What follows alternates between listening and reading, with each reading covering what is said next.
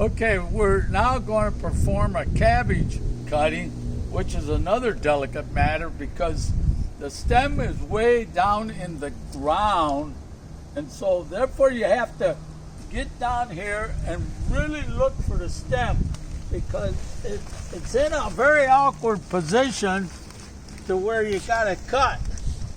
And I got to get right in there. Wow, it's really hard. This is really tough. And I think I succeeded in my cabbage. So this is my cabbage. We have to clean it up a little bit, and so we can have it for our meal tonight.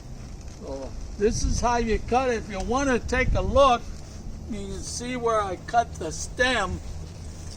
It's was pretty big, and so you have to use these kind of tools to perform this procedure.